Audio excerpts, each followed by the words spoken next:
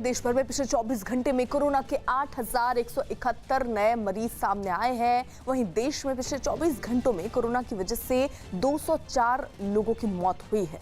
देश भर में कोरोना के मरीजों की संख्या इसी के साथ बढ़कर 1,98,706 पर पहुंच चुकी है, जबकि अब तक 5,598 लोगों की मौत हो चुकी है। हालांकि भारत में रिकवरी रेट भी बढ़ा है और अब ये 48% से ज़्यादा हो गया है। तो 48% से ज़्यादा जो रिकवरी रेट है वो थोड़ी सी चिंता कम कर रही है, लेकिन जो मौत के आंकड़े हैं, क्योंकि अगर हम पिछले 24 घंटों को देखें तो 204 लोगों की मौत हुई है, जो ज़रूर चिंता बढ़ाती हुई नजर आ रही है। देश भर में कोरोना के मरीजों की संख्या बढ़कर इसी के साथ 1,98,706 पर पहुंच चुकी है। उधर जम्मू कश्मीर के पुलवामा में सुरक्षा बल के आतंकियों से मुठभेड़ जारी है। सुरक्षा बल को पुलवामा के त्राल में 2 आतंकियों के छिपे होने की खबर मिली थी, जिसके बाद पूरे इलाके को घेर लिया गया। सुरक्षा बल ने आतंकियों से आत्मसमर्पण करने को कहा था, लेकिन आतंकियों ने फायरिंग कर दी, जिसका सुरक्षा बल ने भी मुंहतोड़ जवाब दिया। सुरक्षा बल ने इस मुठभेड़ में एक आतंकी को मार गिराया, जबकि एक आतंकी से अभी भी मुठभेड़ जारी है। रिफत हमारे साथ हमारे सहयोगी इस वक्त जुड़ चुके हैं। रिफत, यानी अभी एक और आतंकी है जिसके साथ मुठभेड़ जारी है? देखिए अर्पिता, अभी भी लगातार ऑपरेशन जारी है। हालांकि आर्मी ने यह कहा कि पहले मिलिटेंटों को कहा गया था सरेंडर करने के लिए, लेकिन उन्होंने नहीं माना। उसके बाद एनकाउंटर शुरू हुआ और एनकाउंटर में पहले ही तकरीबन 5-5:30 के करीब जो है एक मिलिटेंट मारा गया था और उसके बाद जो बताया गया था कि 2 से 3 मिलिटेंट भी वहां पे हो सकते थे, क्योंकि कोऑर्डिनेट सर्च ऑपरेशन जो है रात के दौरान ही शुरू किया गया था। स्पेसिफिक इन्फॉर्मेशन आर्मी, सीआरपीएफ और पुलिस को शायद मिली थी और तीनों जो है फोर्सेस वो वहां पे ज्वाइंट ऑपरेशन में लगे हुए हैं। फायरिंग का सिलसिला हालांकि रुका हुआ है, अभी कोई फायरिंग नहीं हो रही है, जो लेटेस्ट इन्फॉर्मेशन हमें मिल रही है। लेकिन एक मिलिटेंट मारे जाने के बाद अभी सर्च ऑपरेशन लगातार जारी है और इंश्योर किया जा रहा है कि अगर कोई और मिलिटेंट होगा उसकी तलाश इस वक्त जारी है। लेकिन ऑपरेशन जो है अभी खत्म नहीं हुआ है, हालांकि फायरिंग का सिलसिला अभी रुका पड़ा है। उधर दिल्ली हरियाणा के राजौरी बॉर्डर पर दिल्ली पुलिस सख्ती दिखा रही है। अनलॉक 1 लागू होने के बाद भी दिल्ली के सभी बॉर्डर फिलहाल सील हैं और यहां पुलिस सभी गाड़ियों की चेकिंग कर रही है, जिससे जैम जैसे हालात बन गए। पुलिस उन्हें ही बॉर्डर से गुजरने दे रही है जिनके पास जरूरी पास है। दिल्ली के मुख्यमंत्री की बॉर्डर सील करने की घोषणा के बाद कल शाम से ही दिल्ली पुलिस ने बॉर्डर पर सख्ती बढ़ा दी। इस वक्त मैं मौजूद हूं दिल्ली हरियाणा राजौरी बॉर्डर पर और जिस तरीके से बीते कल दिल्ली के मुख्यमंत्री अरविंद केजरीवाल ने घोषणा की थी कि दिल्ली के सभी बॉर्डर सील कर दिए जाएंगे और यहां भी तस्वीरें उसी तरीके से हैं। देखिए यहां पर भी बॉर्डर जो है दिल्ली हरियाणा बॉर्डर राजौरी, इसे सील कर दिया गया है और जो दिल्ली पुलिस के जो जवान हैं वो लगातार यहाँ पे पास चेक कर रहे हैं। यहाँ पर आप देख सकते हैं, पास है आपके पास? वापिस कर रहे हैं जी, इसको वापिस कर रहे हैं। इसको वापिस करना है। तो इनके पास पास नहीं है, तो इनको यू टर्न लेने के लिए, इनको वापस जाने के लिए दिल्ली पुलिस कह रही है। तो इस तरीके से चेकिंग चल रही है यहाँ पर। तो तस्वीरों में देख सकते हैं कि यहाँ पर जाम लगा हुआ है। दिल्ली हरियाणा बॉर्डर को दिल्ली पुलिस ने इस वक्त सील कर दिया है। दिल्ली पुलिस काफ़ी सख्त है और हर गाड़ियों को चेक कर रही है और जिनके पास पास नहीं है, जो एसेंशियल सर्विसेज से नहीं है, उन्हें सीधा कहा जा रहा है कि वो जहाँ से आए हैं वापस वहाँ चले जाएं। वीडियो जर्नलिस्ट ओजी के साथ अमित कुमार सिंह, न्यूज़ 18 इंडिया, दिल्ली। उधर दिल्ली यूपी बॉर्डर पर यूपी की तरफ से आने वाला ट्रैफिक आज सामान्य है। यहाँ किसी भी वाहन की चेकिंग या पास नहीं देखा जा रहा है। पुलिसकर्मियों का कहना है कि उन्हें अब तक बॉर्डर सील करने के कोई आदेश नहीं मिले। अगर कोई आदेश मिलता है तो उसका पालन किया जाएगा। दिल्ली के मुख्यमंत्री अरविंद केजरीवाल ने एक दिन पहले ये आदेश दिया था कि दिल्ली की सभी सीमाओं को एक हफ्ते तक सील किया जाएगा और लोगों से सुझाव मांगे थे, लेकिन अभी भी कई जगह पर सीमाएं जो हैं सील नहीं हैं और इसके आदेश दिल्ली पुलिस तक नहीं मिले हैं। हम इस वक्त गाजीपुर बॉर्डर पर हैं और यूपी बॉर्डर पर आप देख सकते हैं दिल्ली पुलिस की बैरिकेडिंग है, लेकिन बैरिकेड्स के बीच में ही कई जगह ऐसी है जहां से गाड़ियां निकल सकती है और किसी तरह की कोई पाबंदी या फिर चेकिंग यहाँ पर नहीं की जा रही है। दिल्ली पुलिस के जवान जरूर यहाँ पर खड़े हैं, क्योंकि उन जवानों का ये कहना है कि उन्हें अब तक कोई आदेश ऐसा नहीं मिला है कि सील किया जाए और बॉर्डर पर चेकिंग की जाए। हालांकि जो आवश्यक सेवाएं हैं उन आवश्यक सेवाओं से जुड़े लोगों को यहाँ से जाने की इजाज़त होगी और साथ ही आप देख सकते हैं यहाँ पर जो यूपी के गाज़ियाबाद या फिर दूसरे इलाकों से, एनसीआर के इलाकों से लोग आ रहे हैं, उनके वाहनों को आराम से जाने की यहाँ पर परमिशन दी गई है। अभी तक किसी तरह की कोई रोक टोक या चेकिंग यहाँ पर नहीं दिखाई दी जा रही है, क्योंकि जो राज्यों की सीमाओं पर लगातार पाबंदियां यहाँ पर 3-4 दिन से लगातार हो रही थी, क्योंकि गाज़ियाबाद पुलिस जो गाज़ियाबाद में एंट्री करने वाले लोग हैं दिल्ली से, उन्हें रोककर उनके पास देख रही थी। और उसी तरह से यहाँ पर एक दिन पहले सीएम केजरीवाल ने भी ये आदेश दिया था, लेकिन पुलिसकर्मियों का कहना है कि उनके पास कोई आदेश अब तक सील करने का नहीं आया है। इसी वजह से उन्होंने बॉर्डर की सीमाएं जो हैं वो सील नहीं की और ना ही किसी की चेकिंग की जा रही है, और सारा जो ट्रैफिक है वो अभी भी स्मूथ चल रहा है। कैमरामैन कमल देव के साथ दीपक बिस्ट, न्यूज़ 18 इंडिया, दिल्ली। उधर चीन के साथ सीमा विवाद को लेकर भी गृह मंत्री अमित शाह ने अपनी राय रखी। अमित शाह ने साफ किया कि भारत अपने हितों से समझौता बिल्कुल भी नहीं करेगा। चाइना ने अभी जो हाल में हांगकांग के संग और ताइवान के संग भी करने की कोशिश की है, उससे उनका इंटेंट साफ नज़र आता है। भारत में आप इस प्रॉब्लम को कितनी गंभीरता से देखते हैं? क्या चाइना सच में एक घुसपैठी की तरह अंदर घुस आया है? और लाइन ऑफ LAC की जो बात है उसमें आपको इस कितनी गंभीरता से इस इशू को आप ले रहे हैं? देखिए, LAC की सवाल को कोई राष्ट्र, कोई सार्वभौम राष्ट्र हल्के से नहीं ले सकता।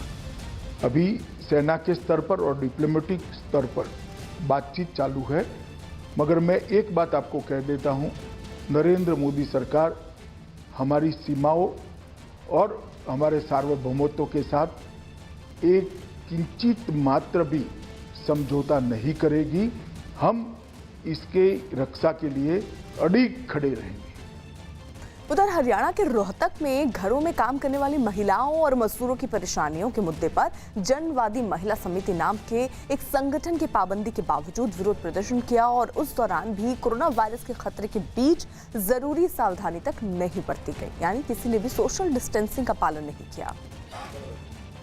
और जनवादी महिला समिति नाम के संगठन की पूर्व महासचिव और CPM नेता जगमती सांगवान की अगुवाई में प्रदर्शनकारी रोहतक में डिप्टी कमिश्नर के ऑफिस तक पैदल ही निकल पड़े। प्रदर्शनकारियों ने सड़क घेर ली और विरोध के चक्कर में कोरोना वायरस के खतरे को ही नजरअंदाज कर दिया। हालांकि सभी के मुंह तो ढके हुए दिखे, लेकिन सोशल डिस्टेंसिंग तो कहीं नजर ही नहीं आई।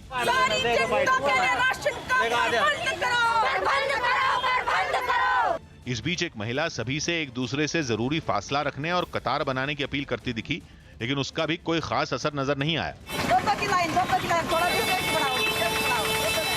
लॉकडाउन की वजह से जूझ रहे मजदूरों और घरों में काम करने वाली महिलाओं की तकलीफ प्रशासन तक पहुंचाने के लिए जनवादी महिला समिति ने विरोध प्रदर्शन किया था। एक हफ्ते के अंदर इनके खातों में 7500 रुपए दिए जाने चाहिए।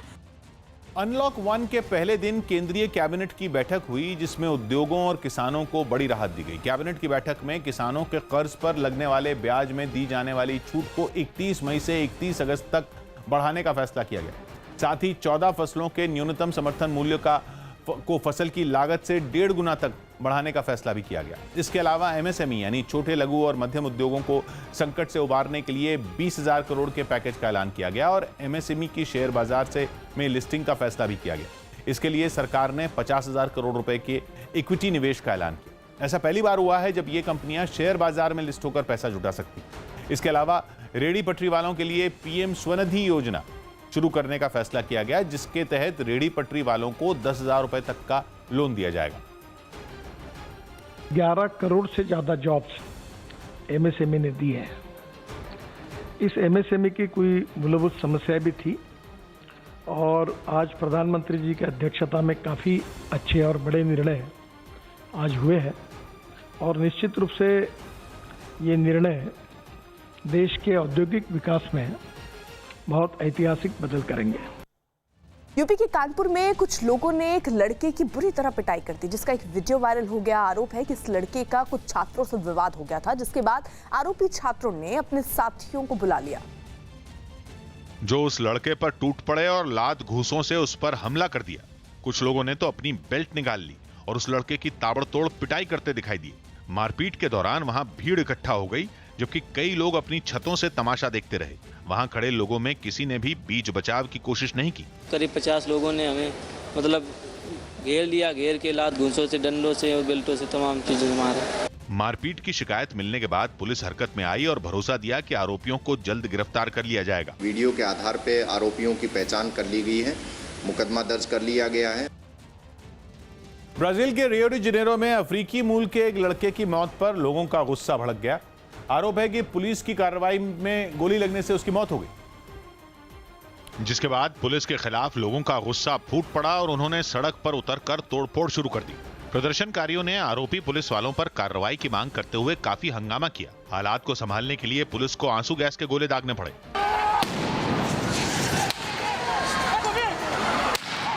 पुलिस की सख्ती का प्रदर्शनकारियों पर कोई असर होता नजर नहीं आया और वो और हिंसक हो गए।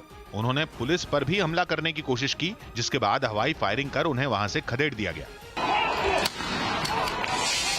इससे पहले सड़क पर जमा हुए लोगों ने वहां की सरकार और पुलिस के खिलाफ जमकर नारेबाजी की। बताया गया कि इस हिंसक प्रदर्शन में कई लोग गंभीर रूप से घायल भी हो गए।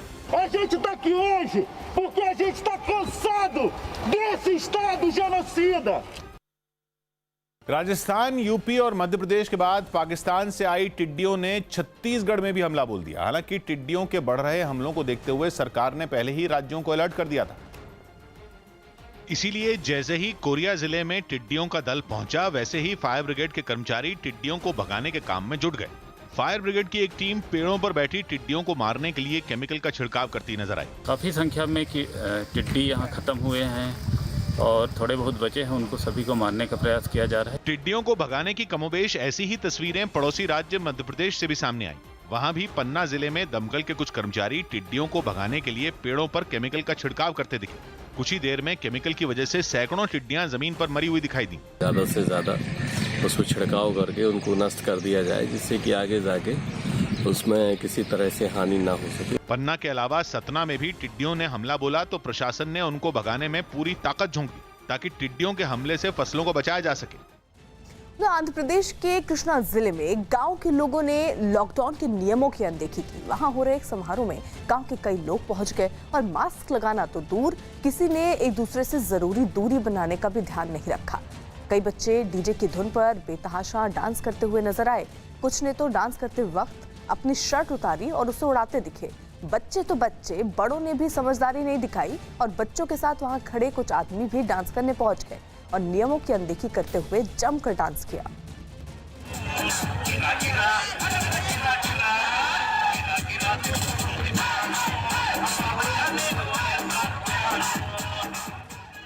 मुंबई में कोरोना मरीजों के इलाज में जुटे स्वास्थ्य कर्मियों को बचाने के लिए एक इंजीनियर ने एक रोबोट बनाया। कोरोबॉट नाम के इस रोबोट की मदद से मरीज तक आसानी से दवाएं और खाना पहुंचाया जा सकता है। जबकि इस रोबोट में लगे कैमरे की मदद से डॉक्टर दूर से ही मरीजों की जांच भी कर सकते हैं। बताया गया कि इस तरह के 2 रोबोट कल्याण और डोंबिवली के अस्पतालों में तैनात भी कर दिए गए हैं। ये रोबोट एक बार मरीजों के जाने के बाद खुद को सैनिटाइज भी करता है।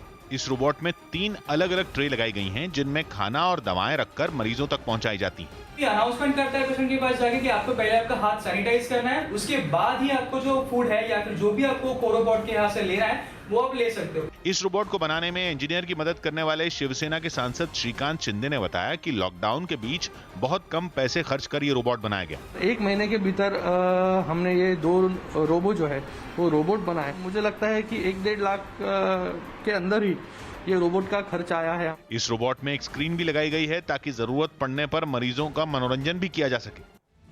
सीएए के मुद्दे पर एक बार फिर अमित शाह ने अपनी राय रखी और न्यूज़ 18 से खास बातचीत में कहा कि इससे किसी की नागरिकता नहीं जाएगी और ना ही सरकार अभी एनआरसी लाने जा रही है।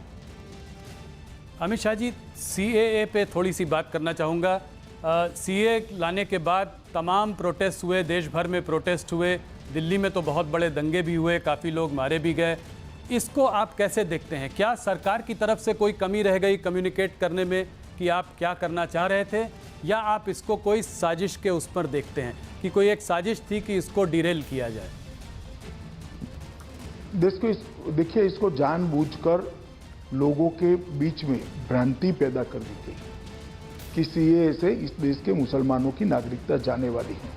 मैं आज भी आपके चैनल के माध्यम से देश भर के मुसलमान भाइयों बहनों को कहना चाहता हूं कि सीएए के अंदर एक भी प्रोविजन ऐसा नहीं है जो किसी की भी नागरिकता ले ले। मैंने जब राज्यसभा में भाषण किया तो कपिल सिब्बल, श्री आनंद शर्मा और गुलाम नबी आज़ाद ने भी इसको स्वीकार किया कि हम नहीं कहते नागरिकता जाएगी। तो फिर भाई आपकी पार्टी की अध्यक्षा रामलीला मैदान में क्यों ऐसा बोल रही है कि आपके अस्तित्व की लड़ाई है, रोड पर आ जाइए? क्यों लोगों को उकसा रहे हो भाई काम का? मगर ये लंबा नहीं चलता है। हमने भी कम्युनिकेशन किया है, हमने भी बातों को रखी है, संसद में भी इस पर कई बार चर्चा हुई है और धीरे धीरे बात नीचे तक परकोलेट हुई है कि इसको गलत तरीके से लोगों के सामने रखा गया है। कोरोना संकट की वजह से राज्यसभा की जिन सीटों के चुनाव टाल दिए गए थे, उन 18 सीटों के लिए अब 19 जून को मतदान होगा। चुनाव आयोग की समीक्षा बैठक के बाद यह ऐलान किया गया, जिसके तहत 7 राज्यों की 18 राज्यसभा सीटों के लिए 19 जून को सुबह 9 बजे से शाम 4 बजे तक वोट डाले जाएंगे और उसी दिन वोटों की गिनती भी होगी। राज्यसभा को की जिन सीटों के लिए मतदान होगा, उनमें आंध्र प्रदेश की 4, गुजरात की 4 और राजस्थान की 3 सीटें शामिल हैं। इसी तरह मध्य प्रदेश की 3, झारखंड की 2, मणिपुर की 1 और मेघालय की 1 सीट के लिए मतदान होगा। इससे पहले फरवरी में चुनाव आयोग ने 26 मार्च को 17 राज्यों की 55 राज्यसभा सीटों पर चुनाव कराने की घोषणा की थी। चुनाव से पहले 10 राज्यों की 37 राज्यसभा सीटों पर उम्मीदवार निर्विरोध चुन लिए गए थे और बाकी बची 7 राज्यों की 18 राज्यसभा सीटों पर 26 मार्च को चुनाव होना था, लेकिन चुनाव को कोरोना वायरस और देश भर में लागू लॉकडाउन की वजह से टाल दिया गया।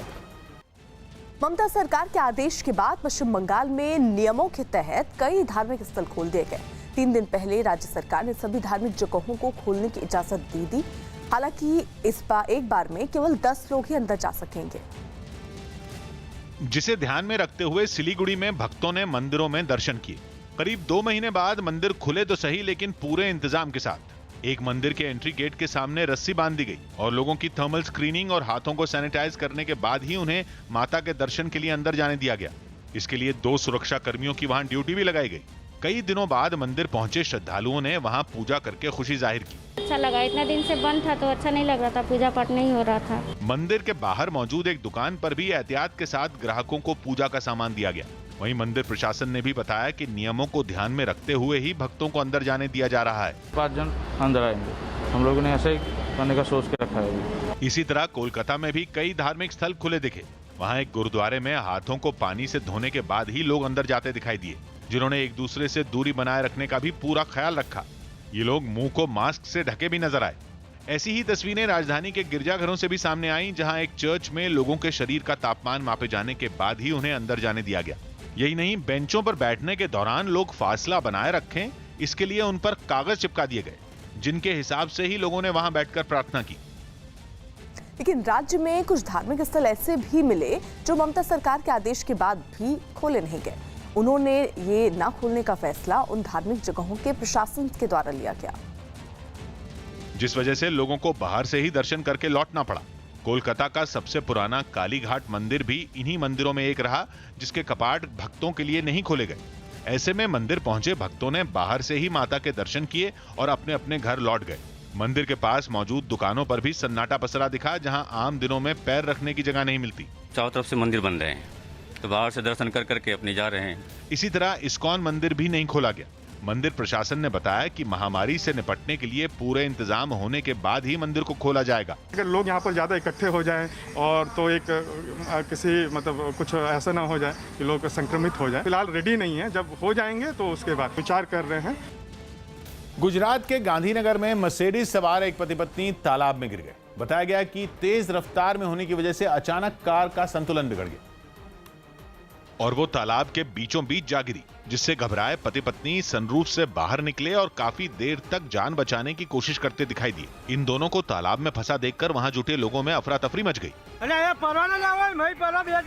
काफी देर तक मची चीख पुकार के बीच गाड़ी तालाब में डूबती चली गई और पति पत्नी भी पानी में समाते चले गए। इस बीच तालाब किनारे कई लोग वहां जुट गए। इस घटना की जानकारी मिलते ही बचाव दल वहां पहुंचा और दोनों की जान बचाने की कोशिश में जुट गया। इसके लिए गाड़ी को एक रस्सी से बांध दिया गया और लोगों की मदद से उसे बाहर की तरफ खींचा गया। कार तो तालाब किनारे पहुंच गई, लेकिन जब तक पति पत्नी को बाहर निकाला जाता तब तक दोनों की सांसें थम चुकी थी। प्रधानमंत्री नरेंद्र मोदी ने आत्मनिर्भर भारत की बात कही थी। उनकी इसी बात को आगे बढ़ाते हुए अमित शाह ने न्यूज 18 से खास बातचीत में कहा कि अगर देश का आत्मनिर्भर होना बेहद जरूरी है और इसके लिए स्वदेशी चीजों का इस्तेमाल करना चाहिए। इससे अर्थव्यवस्था को दुरुस्त करने में भी मदद मिलेगी। अमित शाह जी, थोड़ा सा आत्मनिर्भर भारत पर जो प्रधानमंत्री ने जो बात की है उस पर जरा आपसे थोड़ा जानना चाहूँगा। जो बात हो रही है वोकल फॉर लोकल, तो इसको आप कैसे समझाएंगे हमारे दर्शकों को लोगों का ये भी मानना है कि कहीं ऐसा तो नहीं कि हम लोग आइसोलेशनिस्ट होते जा रहे हैं, इंडिया वर्ल्ड से डीकपल हो जाएगा, क्योंकि हम लोग बात कर रहे हैं कि जो इंडिया में बने सामान उसी को आप कंज्यूम करें, उसी को लें। और कहीं जो हमने 1991 में एक लिबरलाइजेशन की पॉलिसी चालू की थी, जिससे इंडिया को हम देश के संग जोड़ना चाह रहे थे, ग्लोबलाइजेशन की एक बात थी, कहीं इससे हम पीछे तो नहीं जा रहे हैं। इसको आप कैसे समझाएंगे? देखिए, जरा भी पीछे नहीं जाएंगे। 130 करोड़ की आबादी हमारी शक्ति है। क्या हमारे अर्थतंत्र को मजबूत करने के लिए इसका उपयोग नहीं करना चाहिए? मैं तो अपील करना चाहता हूं हर भारतीय को कि एक निश्चय कर लीजिए कि हर भारतीय भारत में बनी हुई चीजों का ही उपयोग करेगा। कहीं पर भी इससे भारत में निवेश कम होने की संभावना नहीं है, निवेश बढ़ेगा। और ये हमारा अधिकार है भी। 130 करोड़ की जनता अगर तय करती है कि आज से हम विदेशी चीजों का उपयोग नहीं करेंगे, तो मैं मानता हूं कि भारत की इकोनॉमी को एक बहुत बड़ा जंप मिलने वाला है और भारत के अंदर उत्पादन का सबसे बड़ा हब दुनिया में भारत बनेगा। और मुझे भरोसा है कि इससे हमारी इकोनॉमी कभी भी वीक नहीं हो सकती, ना हम आइसोलेशन में आ सकते हैं, क्योंकि पूरी दुनिया को भारत के 130 करोड़ के मार्केट की जरूरत है। हम अपने 130 करोड़ जनता के मार्केट की जो क्षमता है, इसकी ताकत है, इसको एक बार पहचान लेते हैं और भारत को अगर मैन्युफैक्चरिंग का हब बनाते हैं, तो मुझे भरोसा है कि हमारे अर्थतंत्र को एक नई गति मिलेगी। देखिए, निराशा से जीने वाले लोगों के लिए कभी रास्ते नहीं मिलते हैं। आशा से, मेहनत से और रणनीति बनाकर जो लोग अपना रास्ता प्रशस्त करते हैं, ईश्वर भी उनके साथ रहता है, दुनिया भी उनके साथ रहती है।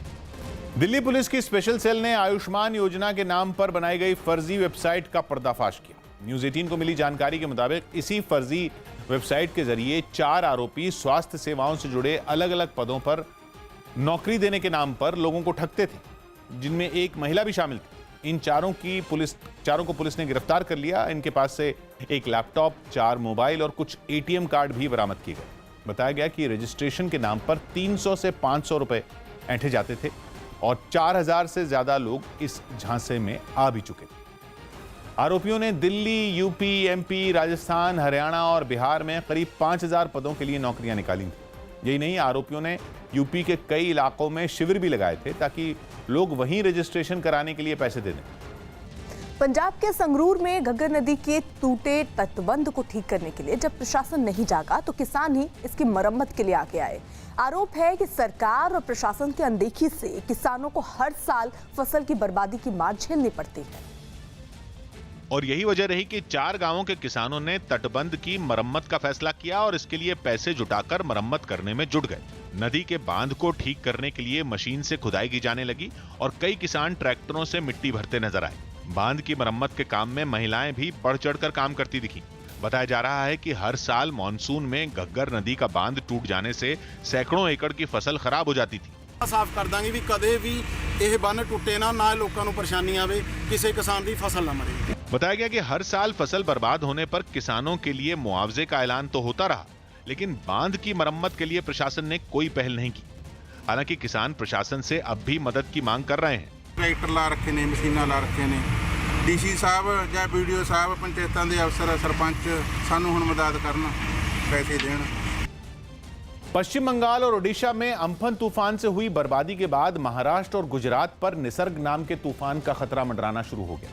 मौसम विभाग का अनुमान है कि अगले 48 घंटे में तूफान गुजरात और महाराष्ट्र के तटीय इलाकों से टकरा सकता है, जिसे देखते हुए मौसम विभाग ने चेतावनी जारी कर दी। मुंबई में तो देर रात कई इलाकों में तेज बारिश भी हुई। जुहू इलाके में समंदर में ऊंची लहरों को उठते हुए देखा गया। आज यहाँ पर लोग नजर नहीं आ रहे हैं क्योंकि चक्रवाती तूफान की आशंका है और यही वजह है कि जुहू चौपाटी पर भी इस तरीके के रेड फ्लैग्स लगा दिए गए हैं ताकि इसकी सीमा को कोई क्रॉस न करे। मौसम विभाग का अनुमान है कि 3 जून को तूफान मुंबई पहुंच सकता है। निसर्ग तूफान से 3 राज्यों महाराष्ट्र, गोवा और गुजरात को सबसे ज्यादा खतरे की आशंका जताई जा रही है। ये साइक्लोन होगा और ये महाराष्ट्र और एडजनिंग गुजरात कोस्ट की तरफ जाएगा और 3 तारीख को ये तट को पार करेगा।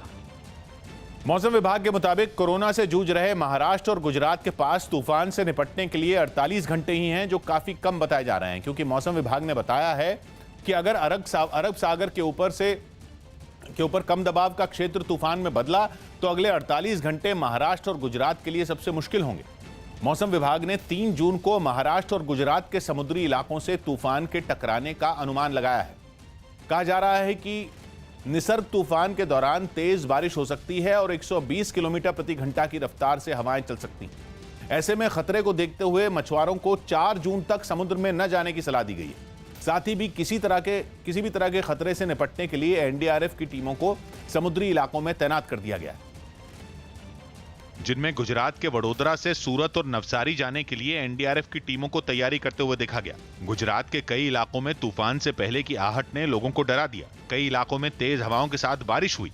केंद्र शासित प्रदेश दमन और दीव के दीव में तो मछुआरों को समुद्र से दूर रहने के लिए कह दिया गया। समुद्र किनारे सैकड़ों नावों को खड़ा हुआ देखा गया। निसर्ग तूफान के खतरे पर गुजरात के सीएम विजय रूपाणी ने भी बयान दिया। कुल मिलाकर 6 जिले काफी प्रभावित हो गए, ऐसी संभावना है। बारिश भी होगी, पवन भी चलेगा, तो उस दृष्टि से पूरी व्यवस्था बनाई है। निसर्ग तूफान के खतरे को देखते हुए गृह मंत्री अमित शाह महाराष्ट्र के समुद्री तटों से उसके टकराने का अनुमान लगाया जा रहा है। स्काईमेट का दावा है कि पिछले 100 साल में ऐसा कभी नहीं हुआ जब अरब सागर में सक्रिय होने वाला कोई तूफान जून के महीने में महाराष्ट्र से टकराया। यानी कहा जा रहा है कि 100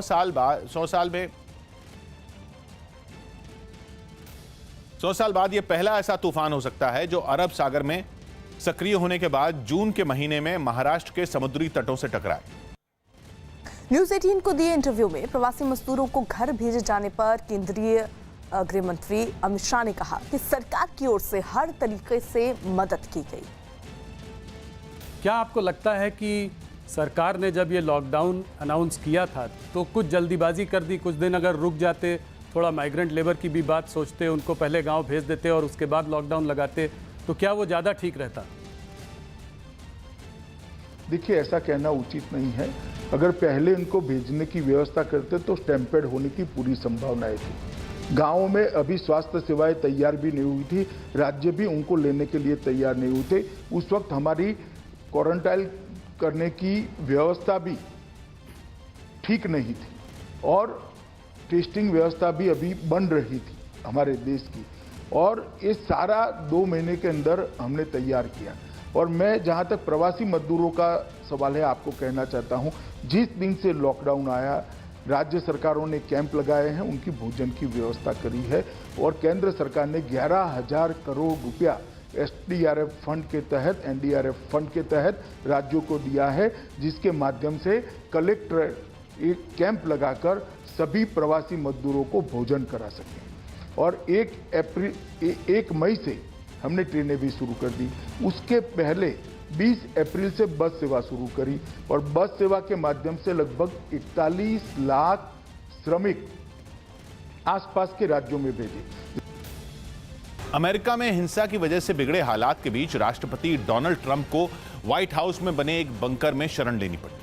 मिनेसोटा में अफ्रीकी मूल के एक आदमी की पुलिस हिरासत में मौत के बाद प्रदर्शनों की आंच व्हाइट हाउस तक पहुंच गई, जहां सैकड़ों की भीड़ व्हाइट हाउस के अंदर घुसने की कोशिश करने लगी। वहां मौजूद पुलिस ने लोगों को रोकने की कोशिश की, जिसके बाद यह प्रदर्शन हिंसक झड़प में बदल गया। गुस्साए लोगों ने व्हाइट हाउस के बाहर आगजनी शुरू कर दी। वहां तैनात पुलिस पर भी पटाखों से हमला किया गया। प्रदर्शनकारी वहां लगे बैरिकेड तोड़ते नजर आए। हालात बेकाबू होते देख पुलिस ने भी मोर्चा संभाला और आंसू गैस के गोले दागकर भीड़ को खदेड़ने की कोशिश की। लेकिन पुलिस की सख्ती के बावजूद लोग व्हाइट हाउस के सामने जमे रहे। प्लेकार्ड लेकर पहुंचे लोगों ने पुलिस की हिंसा के खिलाफ जमकर नारेबाजी की। सिर्फ व्हाइट हाउस ही नहीं, पूरा अमेरिका हिंसक प्रदर्शनों की चपेट में आ गया। सुरक्षित समझे जाने वाले अमेरिका के कई बड़े शहरों में खुलेआम लूटपाट शुरू हो गई। सबसे डराने वाली तस्वीरें तो न्यूयॉर्क से सामने आई। वहां भीड़ में शामिल उपद्रवियों ने दुकानों को लूटना शुरू कर दिया। जिसको जो मिला उसे लेकर भागता नजर आया। लोगों ने दुकानों में लगी कांच की अलमारियां तोड़ दी और अंदर रखा सामान लूट लिया। लूटपाट के साथ वहां जमकर आगजनी भी की गई। Like a dream, like a movie. एक जगह तो प्रदर्शनकारियों ने पुलिस की गाड़ियों को घेर लिया और तोड़फोड़ शुरू कर दी, लेकिन पुलिस वालों ने भी पीछे हटने के बजाय भीड़ पर ही गाड़ियां चढ़ा दी।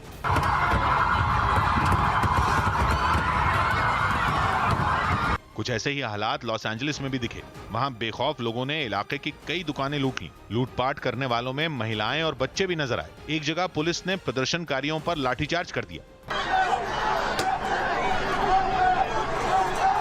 लेकिन इस कार्रवाई के बाद हालात और बिगड़ गए। गुस्साए लोगों ने पुलिस की गाड़ी को ही आग लगा दी। अमेरिका के मिनेसोटा में जो हालात इतने बिगड़ गए कि वहां सेना को तैनात करना पड़ा। मिनेसोटा में ही पुलिस की कार्रवाई में अफ्रीकी मूल के आदमी की मौत हुई थी, जिसके बाद से ही वहां प्रदर्शन जारी हैं। हालात बेकाबू होने के बाद वहां सेना को उतारना पड़ गया। सेना के जवान बख्तरबंद गाड़ियों से गश्त लगाते नजर आए। कड़ी सुरक्षा के बावजूद एक जगह सुरक्षा बल और भीड़ के बीच झड़प हो गई। टकराव की वजह से वहां जंग जैसे हालात नजर आने लगे। इस दौरान एक ट्रक के भीड़ के बीच घुसने से लोग और भड़क गए। वहां एक आदमी प्रदर्शन कर रहे लोगों की भीड़ में ट्रक लेकर घुस गया। तेज रफ्तार ट्रक को देख लोगों में अफरा तफरी मच गई। इस घटना के बाद लोगों का गुस्सा और भड़क गया और उन्होंने ट्रक को घेर कर उसमें तोड़फोड़ शुरू कर दी। महाराष्ट्र में निसर्ग तूफान कल दस्तक दे सकता है। हालात को देखते हुए प्रशासन ने एनडीआरएफ की टीमों को तैनात कर दिया है। पालघर और आसपास के समुद्री इलाकों में एनडीआरएफ की टीमों ने हालात का जायजा लिया। चक्रवाती तूफान के खतरे को देखते हुए आज दोपहर 3 बजे महाराष्ट्र सरकार की कैबिनेट की एक बैठक भी होगी, जिसमें प्रशासन की तैयारियों पर चर्चा की जाएगी।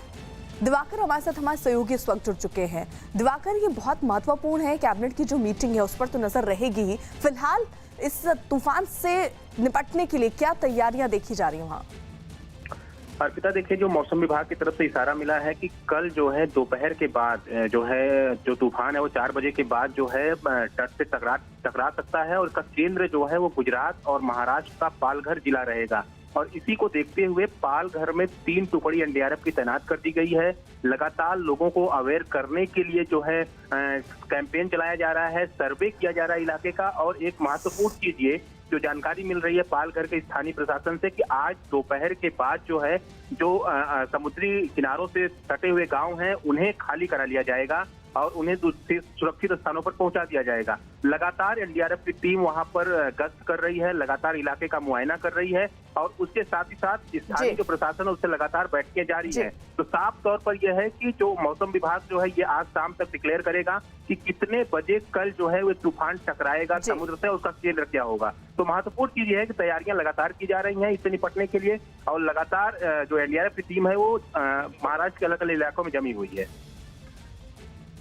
तो महाराष्ट्र के साथ साथ गुजरात में भी निसर्ग तूफान के कल पहुंचने का अलर्ट जारी किया गया है। तूफान के खतरे को देखते हुए एनडीआरएफ की 14 और टीमों को तैनात किया जाएगा। एनडीआरएफ की ये टीमें दिल्ली और पंजाब से गुजरात भेजी जाएंगी। इससे पहले 15 टीमों को पहले ही गुजरात भेजा जा चुका है।